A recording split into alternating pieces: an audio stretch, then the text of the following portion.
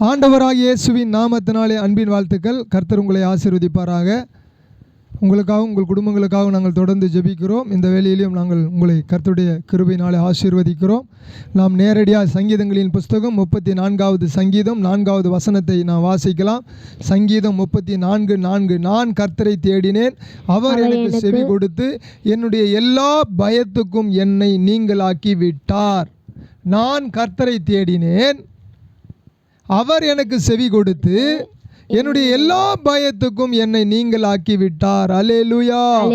எப்பொழுது தாவீது கர்த்தரை தேடினான் என்று சொன்னால், தாவீதுக்கு ஒரு பயம் வருகிறது. தாவீதுக்கு பயம் வரும் பொழுது தாவீது கர்த்தரை தேடினதாக நாம் இங்கே வாசிக்கிறோம்.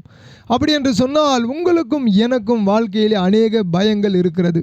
தாவீதுக்கு என்ன பயம் வந்தது என்று சொன்னால், தாவீதுக்கு உயிர் பயம், மரண பயம் வந்துவிட்டது. தாவீதை எதிரிகள் எதிர்கொள்ளும் பொழுது, சவுல் ராஜா எதிர்கொள்ளும் பொழுது தாவீதுக்கு மரண பயம் வந்த பொழுது தாவீது சொல்லுகிறார், நான் கர்த்தரை தேடினேன், அவர் எனக்கு செவி கொடுத்து என்னுடைய எல்லா பயத்துக்கும் என்னை நீங்களாக்கி விட்டார். அல்லேலூயா. இந்த நாளிலே நமக்கு ஒரு பயம், தாவீதுக்கு ஒரு பயம் இருந்தது, அது உயிர் பயம். நமக்கு இன்றைக்கு வேலையிலே வேலை கிடைக்கவில்லையே என்ற பயம், நமக்கு இன்றைக்கு திருமணம் ஆகவில்லையே என்ற பயம், இன்றைக்கு நம்முடைய கல்வியிலே மேம்பாடு இல்லையே என்று சொல்லி பயம், நம்முடைய கல்விக்கு தேவையான ஃபீஸ் கட்ட வேண்டிய நிகழ்வு இருக்கிறதே என்ற பயம், நம்முடைய ஆலயம் சரியாக கட்டவில்லையே என்ற பயம், நம்முடைய ஊழிய பாதை சரியில்லையே என்ற பயம், நம்முடைய குடும்பம் தேவைகளுக்கான பயம், இப்படி ஏராளமான பயம், இதிலே வியாதி பயம், இப்படி ஏராளமான பயம் இருக்கும் பொழுது நீங்களும் நானும் தாவீதோடு இணைந்து நாம் பயத்தை புறம்பே தள்ள வேண்டும். அதனால தான் தாவீதுக்கு வந்த பயத்தை நீங்கள் புரிந்து கொள்ள வேண்டும். 1 சாமுவேல் 27வது அதிகாரத்திலே 1வது வசனம் சொல்லுகிறது, பின்பு தாவீது, நான் எந்த நாளிலாகிலும் ஒரு நாள் சவுலின் கையினால் மடிந்து போவேன், இனி சவுல் இஸ்ரவேலின் எல்லைகளிலே எங்கேயாவது என்னை கண்டுபிடிக்கலாம் என்கின்ற நம்பிக்கை அற்றுப்போகும்படிக்கு நான் அவன் கைக்கு நீங்களாய் இருக்கும்படிக்கும் நான் பெலிஸ்தரின் தேசத்திற்கு போய் தப்பித்து கொள்வதை பார்க்கிலும் நலமான காரியம் வேறு இல்லை என்று தன் இருதயத்திலே யோசித்தான்.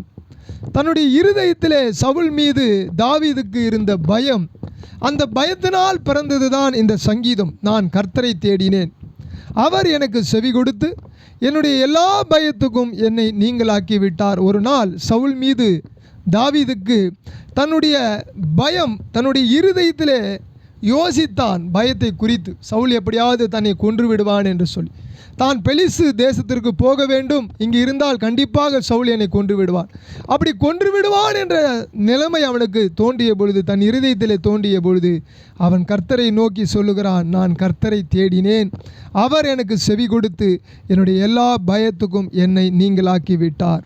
ஆம், இன்றைக்கு உங்கள் வாழ்க்கையிலே, என்னுடைய வாழ்க்கையிலே பயம் நம்மை விட்டு போக வேண்டும் என்று சொன்னால் நான் கர்த்தரை தேடுகிறவனாக இருக்க வேண்டும்.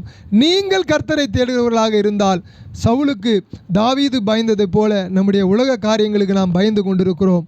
நீங்களும் நானும் கர்த்தரை தேடினால் கர்த்தர் அவனுக்கு செவி கொடுத்ததை போல உங்களுக்கும் எனக்கும் செவி கொடுத்து நம்முடைய பயத்தில் இருந்து நம்மை நீக்குவார்.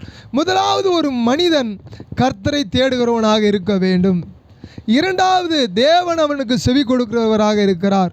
மூன்றாவது, என்னுடைய எல்லா பயத்துக்கும், எல்லா பயம் என்று சொன்னால் எல்லா விதமான பயம், திருமண பயம், கடன் பயம், ஊழிய பயம், வீடு கட்டுமான பயம், படிப்புக்கான பயம், தேவைக்கான பயம், எல்லா விதமான பயம், வியாதியிலே பயம், இப்படி ஏராளமான பயம் நம்மை கடந்து வரும் பொழுது நீங்களும் நானும் கர்த்தரை தேடினோம் என்று சொன்னால் கர்த்தர் நமக்கு செவி கொடுக்கிறார், நம்மை பயத்திலிருந்து தூக்குகிறார். என்னுடைய எல்லா பயத்துக்கும் என்னை நீங்களாக்கி விட்டார் என்று சொல்லி தாவீது கர்த்தரை நோக்கி ஒரு தைரியத்தோடு ஒரு ஜெபத்தையும் ஒரு விண்ணப்பத்தையும் ஒரு நன்றி உள்ள ஒரு இருதயத்தோடு அவன் சொல்லுகிறான். நீங்களும் நானும் பயத்திலே இருக்கிறோமே, அந்த பயம் நீங்க வேண்டும் என்று சொன்னால் முதலாவது நாம் கர்த்தரை தேட வேண்டும். அதனால தான் சங்கீதம் 34:6 சொல்லுகிறது, இந்த ஏழை கூப்பிட்டேன், கர்த்தர் கேட்டு அவனை அவன் இடுக்கண்களுக்கு எல்லாம் நீங்களாக்கி ரட்சித்தார். உங்களுடைய இடுக்கண்களுக்கும் என்னுடைய இடுக்கண்களுக்கும் ஆண்டவர் விலக்கி ரட்சித்ததற்கு காரணம் என்னவென்று சொன்னால் நமக்கு பயம் இருக்கும் பொழுது நாம் கர்த்தரை தேடுகிறவர்களாக இருப்போம் என்று சொன்னால் தாவீதை ரட்சித்த தேவன் உங்களையும் என்னையும் ரட்சிப்பார். நீதிமொழி மன்னித்துக் கொள்ளுங்கள், சங்கீதம் 34:17 சொல்லுகிறது, நீதிமான்கள் கூப்பிடும் பொழுது கர்த்தர் கேட்டு அவர்களை அவர்களுடைய எல்லா உபத்திரங்களுக்கும் நீங்களாக்கி விடுவிக்கிறார். நீங்களும் நானும் நீதிமான்களாக இருந்து கூப்பிடும் பொழுது கர்த்தர் நம்முடைய எல்லா பயத்துக்கும் நம்மை நீங்களாக்கி ரட்சிக்கிறவராக இருக்கிறார். அல்லேலூயா. நீதிமான்கள் கூப்பிடும் பொழுது என்று எழுதி, நீங்களும் நானும் நீதிமான்களாக இருக்க வேண்டும். முதலாவது தாவீது தனிப்பட்ட மனிதனாக கர்த்தரை கூப்பிட்டான். இரண்டாவது ஏழையாக அவன் கூப்பிட்டான். மூன்றாவது நீங்களும் நானும் நீதிமான்களாக கூப்பிடும் பொழுது கர்த்தர் கேட்டு அவர்களை அவர்களுடைய எல்லா உபத்திரவங்களுக்கும் நீங்களாக்கி விடுகிறார். நம்முடைய உபத்திரவங்கள் எவ்வளவு இருந்தாலும் நீங்களும் நானும் நீதிமான்களாக இருந்து கர்த்தரை நோக்கி கூப்பிட்டால் கர்த்தர் நமக்கு செவி கொடுக்கிறவராக. நான் கர்த்தரை தேடினேன், அவர் எனக்கு செவி கொடுத்து என்னுடைய எல்லா பயத்துக்கும் என்னை நீங்களாக்கி விட்டார் என்ற வார்த்தையின்படி கர்த்தர் இந்த நாளிலே நமக்கு செவி கொடுத்து நம்முடைய பயங்களுக்கெல்லாம் அவர் செவி கொடுத்து நம்மை நீங்களாக்க கர்த்தர் வல்லமை உள்ள தேவனாக இருக்கிறார். சங்கீதம் 34:19 சொல்லுகிறது, நீதிமானுக்கு வரும் துன்பங்கள் அநேகமாக இருக்கும், கர்த்தர் அவைகள் எல்லாவற்றிலும் நின்று நீதிமானை அவனை விடுவிப்பார். ஆம், உங்களுக்கும் எனக்கும் ஏராளமான துன்பங்கள், துயரங்கள், கஷ்டங்கள், வேதனைகள் வந்தாலும் கர்த்தர் உங்களையும் என்னையும் விடுவிக்கிறவராக இருக்கிறார். ஏனென்று சொன்னால் நீங்களும் நானும் பயந்து நாம் போய் ஒளிந்து கொள்ளக்கூடிய இடம் ஆண்டவருடைய சமூகம். ஆகவே கர்த்தருடைய சமூகத்திலே நீங்களும் நானும் பயந்து ஒளிந்து கொள்ளும் பொழுது கர்த்தர் நம்முடைய ஜெபத்தை கேட்க அவருடைய செவியை திறக்கிறார். அதனால தான் வேதம் சொல்லுகிறது, சங்கீதம் 34:5 சொல்லுகிறது, அவர்கள், அதாவது அவர்கள் என்று சொன்னால் நீதிமான்கள், அவரை யாரை என்று சொன்னால் கர்த்தரை நோக்கி பார்த்து பிரகாசம் அடைந்தார்கள், அவர்கள் முகம் வெட்கப்படவில்லை.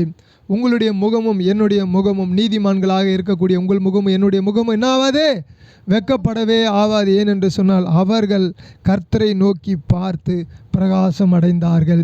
நீங்களும் நானும் இந்த நாளிலே பயத்துக்காக, கவலைக்காக, கஷ்டத்துக்காக, கண்ணீருக்காக கர்த்தரை நோக்கி நாம் பார்த்தோம் என்று சொன்னால் நம்முடைய முகங்களெல்லாம் கர்த்தர் என்ன செய்வாரே, பிரகாசம் அடைய செய்ய பண்ணுவார். மனிதர்கள் நம்மை பார்த்து கேவலமாக, அசிங்கமாக, கேவலமாக எப்படி வேணாலும் பேசலாம். ஆனால் நீங்களும் நானும் யாரை தேடுகிறோம் என்று சொன்னால், நான் கர்த்தரை தேடினேன், அவர் எனக்கு செவி கொடுத்து என்னுடைய எல்லா பயத்துக்கும் என்னை நீங்களாக்கி விட்டார் என்று நீதிமான் எப்பொழுதும் சொல்ல வேண்டும் என்று சொல்லி ஆண்டவர் விரும்புகிறார். அதனால தான் சங்கீதம் 34:9 சொல்லுகிறது, கர்த்தருடைய பரிசுத்தவான்களே அவருக்கு பயந்திருங்கள், அவருக்கு பயந்தவர்களுக்கு குறைவில்லை. யாருக்கு குறைவில்லை என்று சொன்னால் கர்த்தருக்கு பயந்தவர்களுக்கு குறையில்லை. ஒரு நாள் நான் மனிதனுக்கு பயந்தேன், இன்றைக்கு அதே ராஜா சொல்லுகிறான், கர்த்தருக்கு பயந்திருங்கள். மனிதர்களுக்கு பயப்படுகிற பயம் கண்ணியை கொண்டு வரும். ஆகவே நீங்கள் மனிதர்களுக்கு பயப்படாதிருங்கள், கர்த்தருக்கு என்ன செய்யுங்க, பயந்திருங்கள். கர்த்தருடைய பரிசுத்தவான்களே அவருக்கு பயந்திருங்கள், அவருக்கு பயந்திருங்கள். இருக்கிறவர்களுக்கு குறைவில்லை. கர்த்தருக்கு பயந்திருக்கிறவர்களுக்கு என்ன இல்லை, குறைவே இல்லை. அதனால தான் சங்கீதம் 34:10 சொல்லுகிறது, சிங்கக்குட்டிகள் தாழ்ச்சி அடைந்து பட்டினியாக இருக்கும், கர்த்தரை தேடுவர்களுக்கோ ஒரு நன்மையும் குறைவுபடாது. அல்லேலூயா, அல்லேலூயா. நீங்களும் நானும் கர்த்தருக்கு பயந்திருக்க வேண்டும். மனிதர்களுடைய பயம், மரண கண்ணிகள் நம்மை சூழ்ந்து கொள்ளும் பொழுது கர்த்தர் நமக்கு செவி கொடுக்கிறார். ஆகவே நீங்களும் நானும் யாரா இருக்க வேண்டும் என்று சொன்னால், கர்த்தருடைய பரிசுத்தவான்களே அவருக்கு பயந்திருங்கள், அவருக்கு பயந்திருக்கிறவர்களுக்கு குறைவே இல்லை. அல்லேலூயா, அல்லேலூயா. ஆகவே தாவீது சவுலுக்கு பயந்து அங்கே இங்கே ஓடினான். ஆனால் தன்னுடைய வாழ்க்கையை முடிக்கும் பொழுது அவன் சொல்லுகிறான், கர்த்தருடைய பரிசுத்தவான்களே அவருக்கு பயந்திருங்கள், அவருக்கு பயந்தவர்களுக்கு குறைவே இல்லை.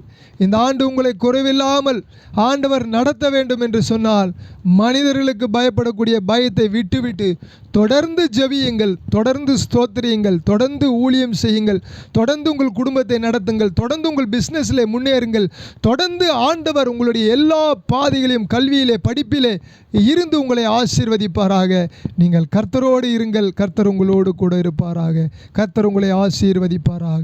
இயேசுவின் நாமத்தில் ஜெபிக்கிறோம் நல்ல பிதாவே. ஆமேன், ஆமேன், ஆமேன்.